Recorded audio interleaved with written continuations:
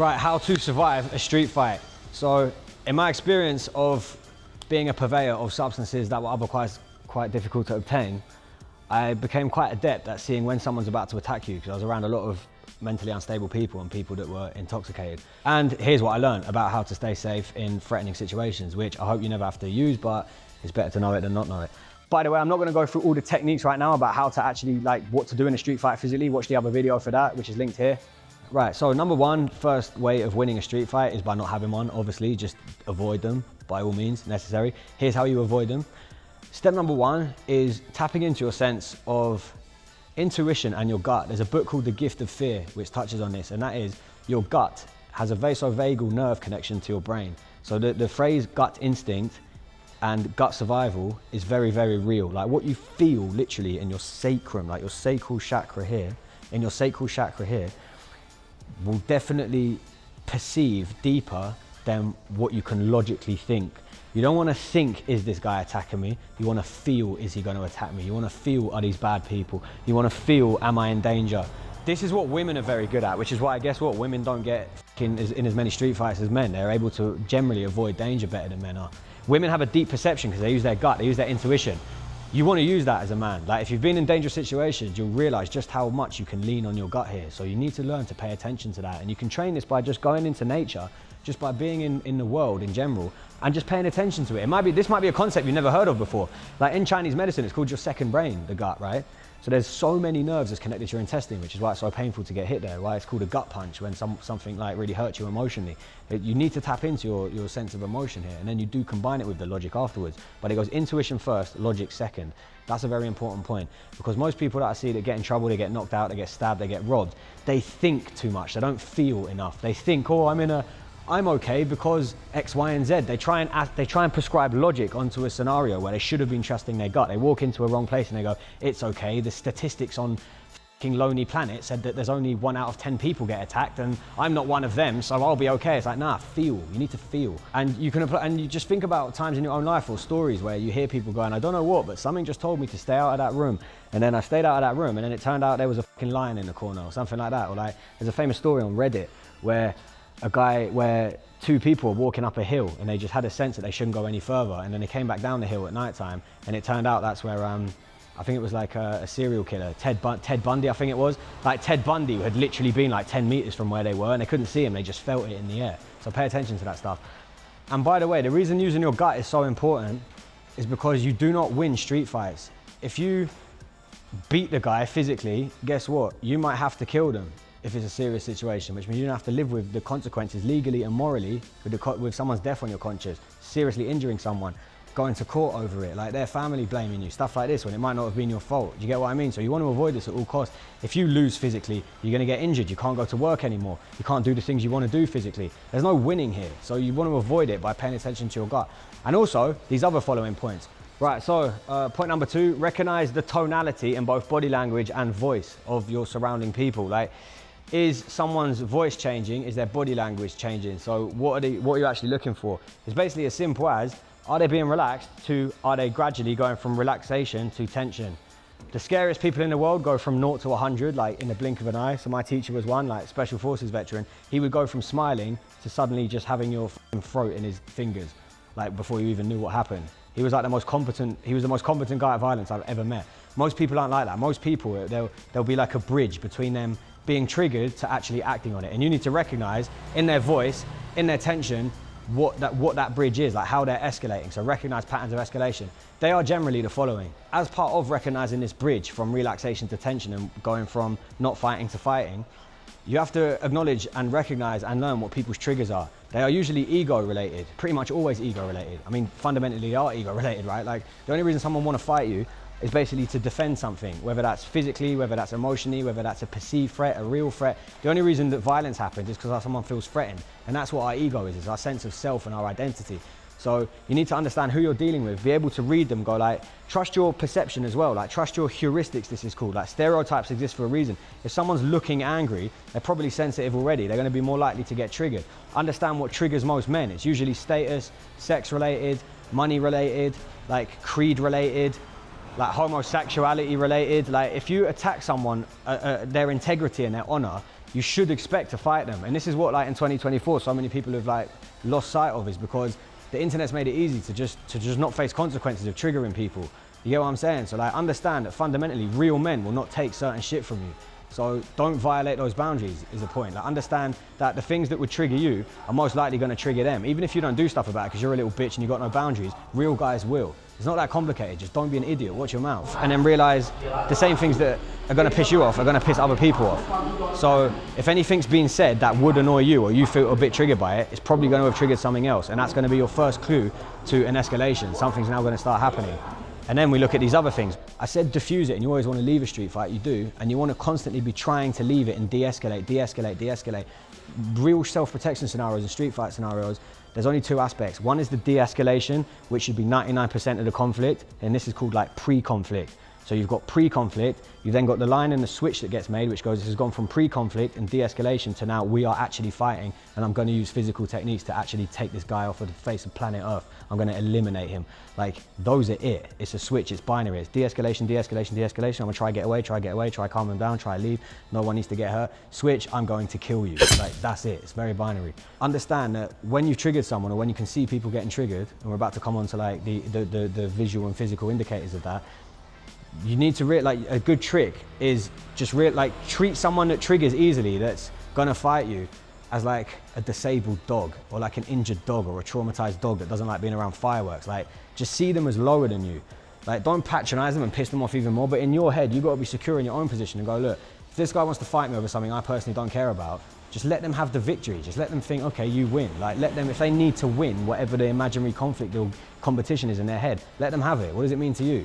And if you've got an issue where you need to beat them to the point you're going to risk your freedom, your safety, your family, your ability to provide for your family, all those things that can go wrong in violence, well then maybe there's a problem with you. Do you know what I'm saying? Like maybe you should join boxing. Maybe you should go and take out those frustrations in the ring and prove yourself in front of trained like oppositions and actually get some glory for it. You get what I'm saying? Like improve your life through it. Don't just like throw it all away and like let stupid consequences happen because you couldn't check yourself. You get what I mean? So let them have the victory. That's part of the de-escalation process before we hit that switch for it to become a fight. Like let them win. Just say, hey look, in your head don't actually do this, but like say, just think like, oh okay cutie, like you're down here, I'm up here spiritually, you mean nothing to me, so here you go, take your victory, like you win whatever the fucking imaginary competition is. Okay look, so you've tried diffusing it. It's got from that first stage of diffusing the engagement, trying your best to walk away. You've decided the mental switch has been applied, which is, I cannot diffuse this, I cannot get away. I have to engage and have to finish this motherfucker for trying to violate me. These are the 5 tells that form that bridge that I talked about, from pre-engagement and diffusing, switch, bridge gets crossed to now, it's now a physical altercation. These 5 points are, the body gets tense and the movements get stiff. That's number 1. Number 2 is the hands clench and they go by the sides like this. Number 3 is someone looks away like that. Number 4 is pecking of the head and posturing and like physical body positioning and like mudras. Like pecking is like a chicken, like a pigeon, like doing this kind of thing.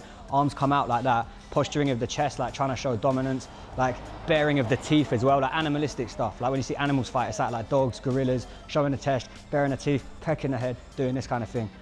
And then number 5 is using short monosyllabic language, where all of this is underpinned, by the way, by a different activation in the brain, where the brain goes from normal, logical, prefrontal cortex activation, where you can filter information, put it through your filter, and then decide what to say, and you have some cadence and command over your own behavior, your body language, your posture, how you talk, your tonality, and you switch into like lizard reptilian thinking, where you don't even really have a say in it. You go into fight or flight, and you're just reacting at that point, which is why the voice becomes like the brain forces you to become more efficient and conservative. So use like monosyllabic language, like yeah, come on, what, like that kind of thing. And you get jerky movements, and it's basically a physical indicator that you're about to be hit. This person is going from normal rest and digest, normal human behavior where you're part of a society and you're trying to maintain the peace, and they go into activated physical altercation state where they don't care about the safety and the conservation of the peace around them. They just care about being a threat. You get what I mean? Like physically implementing their will on the world.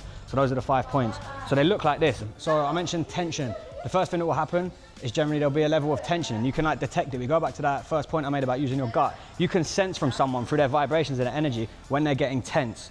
So a level of tension, and the hands clenching to the side like this. So this is why it's important to just, when someone's like gonna fight you or you're in a dangerous situation, the thing that will save your life the most, and I mentioned this in the how to protect yourself in a street fight video, I've mentioned it loads of times in loads of videos, one of the most important moves that you can do to stay safe is just take a step back like that.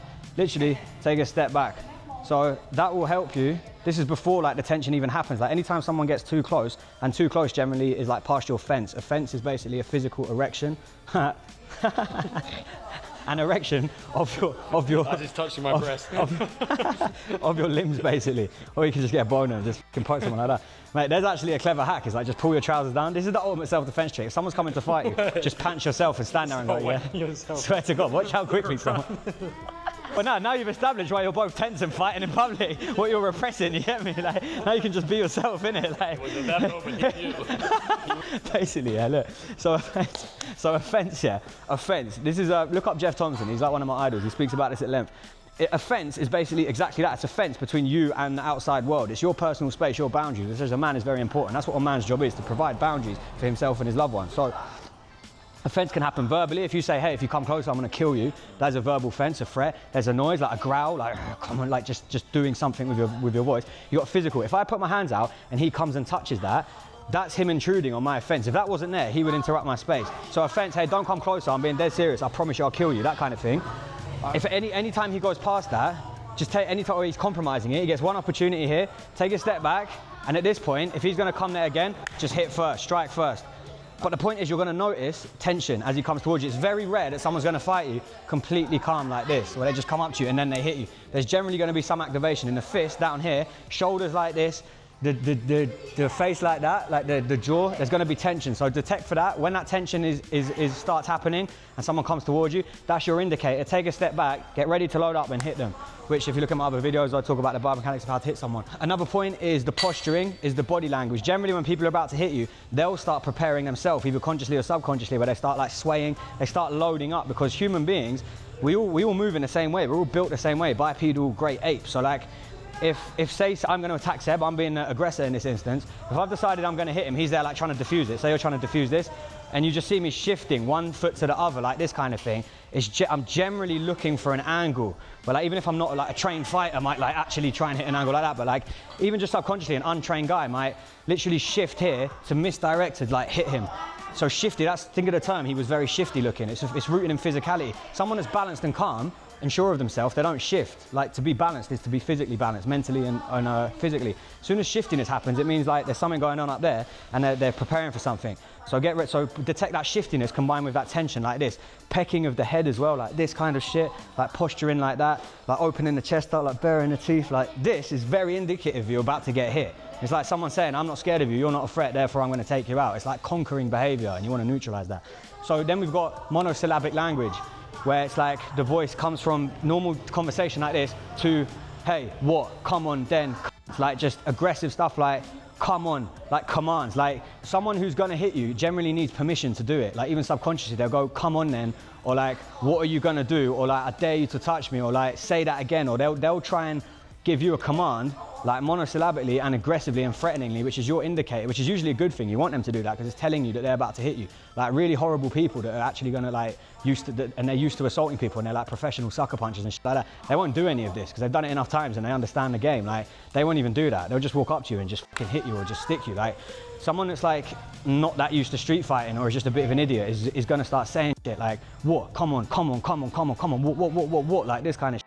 So as soon as their voice goes from talking to just stuttering and like commands and stuff like that, and it's aggressive, there's your next indicator. Have you got anything to add to that? You know, like what kind of things do you hear people say before they're about to attack you?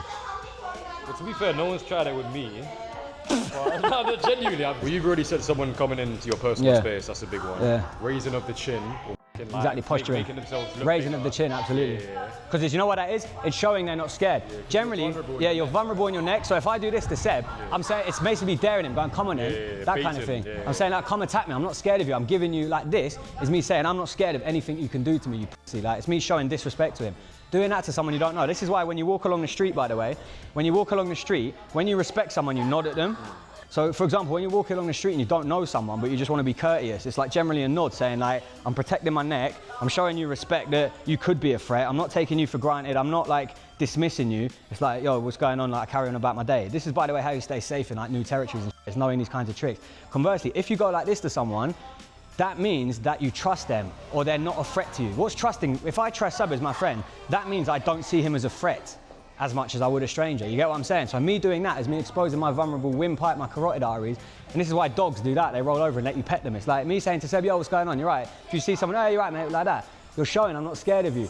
So if you imagine I don't know Seb and I go like that to him, he's gonna be like, yo, what the fuck? Like, why are you acting so cool with me?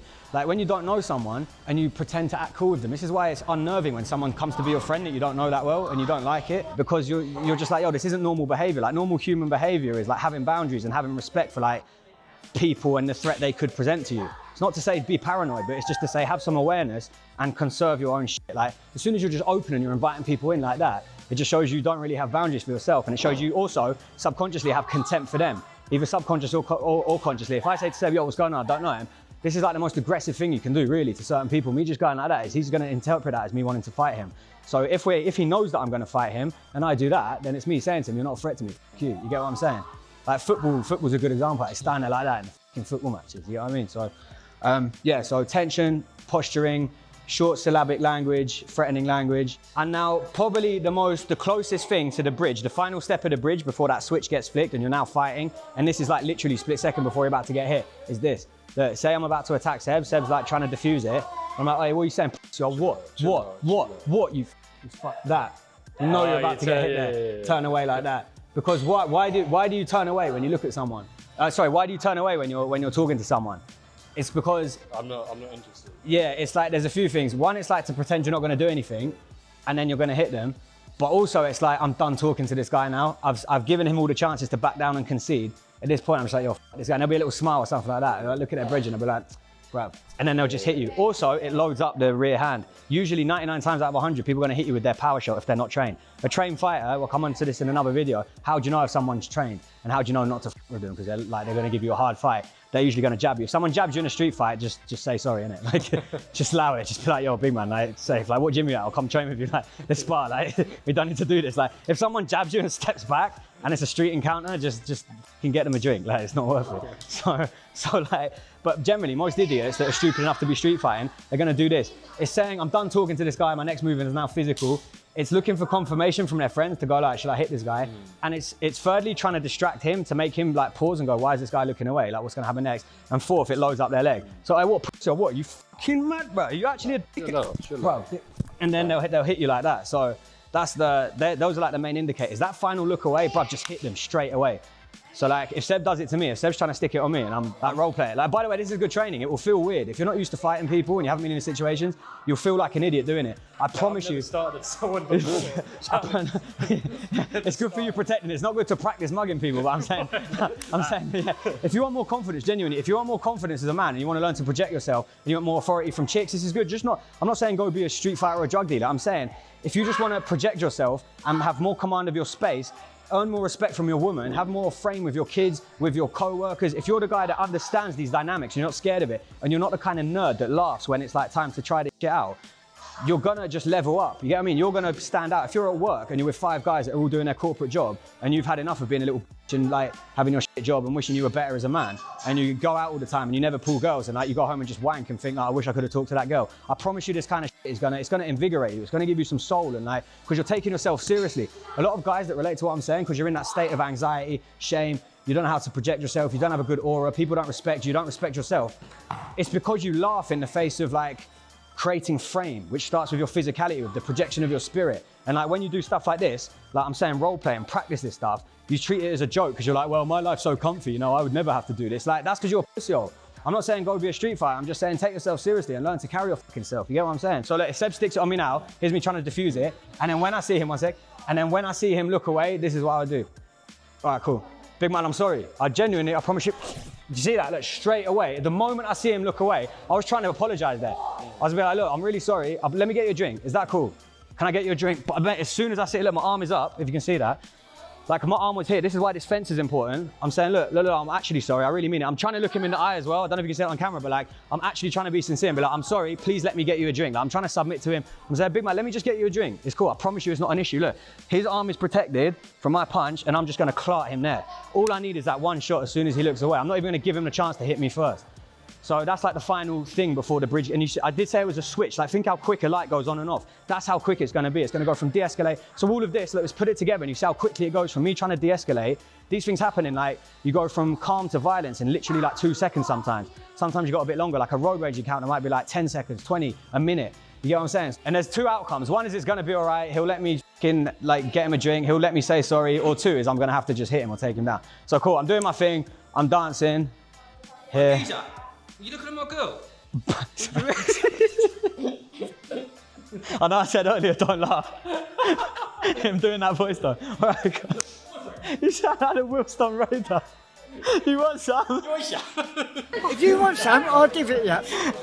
You want to do it, mate? What's so funny about this though? I'm laughing because there's been so many instances in my time where people have done this and I thought they were joking, but they were being dead serious. They were like little 50-kilo little scaffolders that just... who I am? They're the Ronnie Pickering. That's what I'm saying. What? Do you know who I am? Do I care? Well, you won't want to when you pull up. Come on, who are you then? Ronnie Pickering. Who? Ronnie Pickering. Who? Ronnie Pickering. Who the f***'s that? You think they're joking, a lot of these people. You're like, nah, I know you're joking right now. Like this has to, and I've done that before. I've laughed at someone thinking they were being funny and they weren't. And then they just tried to hit me. It's too much, right? Okay, let's go. So, I'm gonna be dead serious now. No, come on. We've got people's lives to say. We're empowering men out here. Come on, let's go. Nah, swear. Nah, right, hey, big man, look, back off. Wait, back off. Don't come any closer. Let's sort this out. Back off. Do not come any closer. Look there. See, boom. Like my fist connected. Do it one more time here. Hello, mate. Wait, whoa. Step back. What's the issue? You see that? Boom. So that was quick. He did that quickly. He did that very, very quickly. Like generally, you're unlucky if someone hits you within like 3 seconds of seeing you. There might be a bit of conversation at the start, but even then I was ready. Like my hand was up to protect his power hand, and straight away my fist was in his face. There might be a bit of talking first. Were you looking at my girl? But no, step back. If there's an issue, I promise you I'll fix it. I promise you I'll fix it. Don't come any closer. There, like straight away, he stepped forward twice. He stepped forward twice there. I said, back off. I said, let's try and sort it out. He's touched my fence twice. I have to hit him. I have to hit him there. It's written, you have to. You have to. You can't. I can't. If he did that any more times, and you see this all the time, when people get knocked out on the street and stuff, it's because they let it go more than 2 times. My teacher taught me this, my special forces teacher, the captain of the Spetsnaz, he literally said to me, everyone gets 2 chances in life. He said, if your friend with you, if someone messes up at work, if someone doesn't follow your orders, if someone's trying it with you in the street, every time just give someone 2. And he made it 1-2. He was like, that's why the 1-2 is such a reliable combination. So it's like the concept of 2s. So just then it was like, whoa, wait, hold on, back up, there's the first chance. He came again, whoa. Tell me what's happened and I promise you I'll fix it. Do you get what I'm saying? He said fuck that, he's not respected it. He's a big guy, he's scary. There's another thing. Like if he was a small little skinny guy that I know I could just choke out, I mean, I know I can choke out anyone, but like, if it's a guy that's not really gonna cost me anything, I might just, you know what I mean, be a little bit more. But a big threatening guy, I have to hit him. And also, if you noticed, I used his momentum against him. The moment he came forward twice, use that. I don't even really need to hit him that hard. I just let him come into me. You get what I'm saying? So, and also another little tip there, you just pull the back of their head. The only downside to this, the one thing you got to consider, depending on your country, if you can pay the police or not, if bribes work in your country, you got the law. So in a nightclub where there's no audio, they would just see the camera of me just assaulting someone. So I potentially go to prison for that. There's 2 things about this. One, leave countries where you're literally taught to be a victim because the law's against you. Like in England, you're going to get put in prison for defending your house against burglars, which is why I don't live there because it's a joke. And 2, the other option you've got is try your best to show that you were doing your best to avoid it. In a busy club, it's difficult. If you saw, I was trying to back away. So one more time, it's like, don't come closer. I don't want trouble. I promise you there's no issue. Look, there's me clearly backing away. I'm like, here's another little tip, but I know this from looking at cameras when I was doing things in clubs. Generally, when you walk in somewhere, like look where the cameras are, look where the staff are and the witnesses are. So like I'm immediately, as he's doing that, I'm looking around, I'm using my peripheral vision. Where's the cameras? I'm showing the cameras that I'm the one that's trying to submit here. If he's insistent on coming at me, hey, look, I promise you there's not an issue. I promise you there's not an issue. Just step back and I'll sort it for you. You get what I mean? I have to hit him there. I have to hit him. So, and also when you use your fence, by the way, depending on the context, like you generally want it to be soft and submissive. Like, hey, whoa, what's the problem? Like try and calm down. Generally, that's not going to work. You have to match where they're at. If he's a guy that's clearly intoxicated, he's clearly a guy that's had a crazy life, he loves fighting, he's like fucking some scaffolder type. Me being soft, like bullies want that. Bullies want submissive victims. But they only respond to like violence. Like people that are grown adults, like 30 years old, 20 years old plus, and they're still acting in this way, like little fucking teenage kids. You have to just snuff them out. They don't respect like timidity. So like even if you're trying to submit, it's like, hey, look, I'm really sorry, like let me get you a thing. That might work. I've seen this a few times where like really weak people that don't have to. I go, hey, look, let me give you some money, let me do whatever. And they like genuinely cower like that. You might be able to weasel your way out of it, but generally you're just gonna get smashed and they're gonna smoke you. And if you're like traveling and you're going through like different cities and countries, being victim-minded where you just like, please don't hurt me, is generally gonna get eaten alive like that. What you wanna do is meet them on their level, generally, and diffuse it. Like, I wanna use my intention, like I'm projecting my thought, and this is like a rule from manifestation and like life coaching and shit like that, like Tony Robbins, where it's like, my thoughts are projected via my voice and carried by action into reality. So it all starts with a thought. If my thought is organically, I don't want to fight you and I respect you and I have love for you, which is true, even if this guy's gonna attack me, I don't know him from anywhere, he thinks that I'm hitting on his chick, I don't even know who the fuck he is. I've got love for all of humanity, genuinely, like I genuinely do. Like, I've been hurt a lot in my life. I know a lot of people have been hurt a lot in my life, but ultimately above all of this suffering is like this connected sense of love. So I see this guy coming over, straight away I'm like, look, I want to love this guy. Like, please make it easy for me to just give you the best version of myself so you can be the best version of yourself. That is my core intention underneath all of this. But I know I can't say that to him. I'm not gonna be like, hey man, like align your chakras. Love, dude. Yeah, hey dude, like I wasn't looking at your chick, man. Your root chakra seems to be out of balance. I'm not saying that. Your right hand of your heart. So the point is, that might be my intention, but I know it's like a sales tactic, like Dale Carnegie, how to win friends, influence people, speak their language. I know this guy only knows violence. He's clearly calibrated into a reality of just violence. So my intention, I have to speak it to him on a level he understands. I don't want to fight him. I also know I will destroy him. I'll rip his fucking face off if he makes me. But it's coming from a place of love. It's because I love myself too much to allow a guy to violate me. I love my family too much to let some idiot take me away from them and hurt me and kill me. I love him too much to let him like fucking act like this. So it's like, it's coming from love that I'm not gonna let him fuck with me. So basically, as he comes towards me, I'm saying it authoritative. I'm like, hey, yo, do not come closer. I promise you we'll work it out. I'll get you a drink, it's cool. I don't know who your chick is.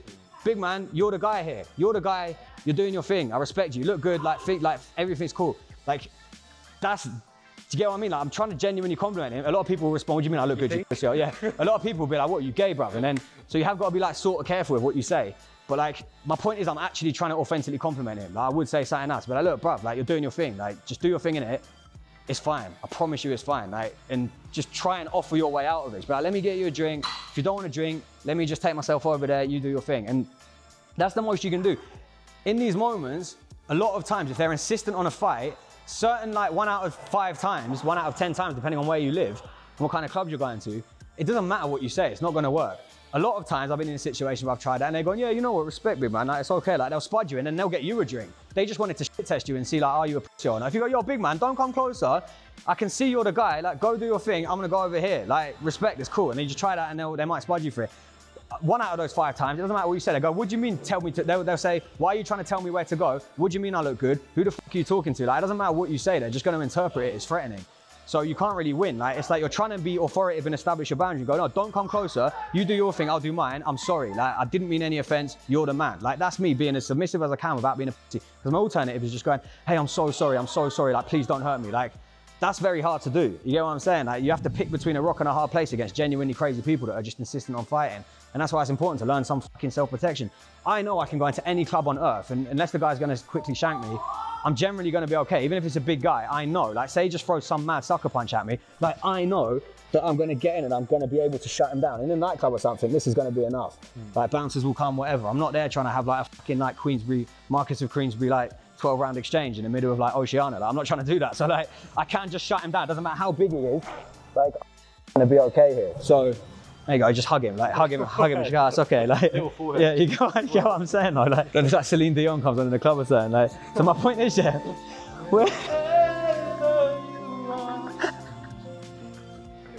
so my point is, try get away, try diffuse it, but be confident and don't take shit, basically. Learn Muay Thai clinch, learn some wrestling, and just have a reason as well. As the final point I'll say is like, love your family and yourself enough to not let people fuck with you. You get what I'm saying? And maybe point number 8, I think that is, don't even be in these situations. You get to a point in your life where you're like, bruv, I'm a grown man that values my time and my energy and like my interaction with the world. Like, I want to do good things on my time on earth. Like, why am I getting assaulted in a nightclub? Like, what the fuck is wrong with me? What is wrong with me? If you're like between 20 and 30 years old, and you haven't got your dream life yet, what are you doing in a nightclub? Unless it's to like network or something. You're not gonna find a wife there. The people that go there are going to escape their life. Like genuinely, what are you doing? Genuinely, what are you doing? There are no cool people in a nightclub that are gonna improve your life. Genuinely, what are you doing in these situations? You shouldn't be even, violence is retarded. So those are the tips anyway. If you've got any questions, drop them in the comment section. Like the video, obviously. Subscribe, obviously. Join Don Dojo, obviously. I'll teach you confidence, body language, perception, awareness, physical presentation. All of this stuff will help you get with chicks, get better relationships. But because of all the stuff I've said, here's a really important point. Let me just say this last thing. Big up yourself if you made it this far. Like clearly you know value when you see it and your life's gonna improve if you try this. Even if you never use these techniques to save your life in a street fight, which I genuinely hope you don't have to because you shouldn't have to. Just by virtue of being aware of them and practicing them, you are now more alert and aware than the average man. Think how useless the average man is. They've got no frame, no self-awareness, no nothing. When you shake their hand, you're just like, this feels like shaking hands with a fucking like dandelion, like there's nothing to them. Whereas if you've practiced this, you've role-played it, like you know that you can hold yourself when shit, like push comes to shove.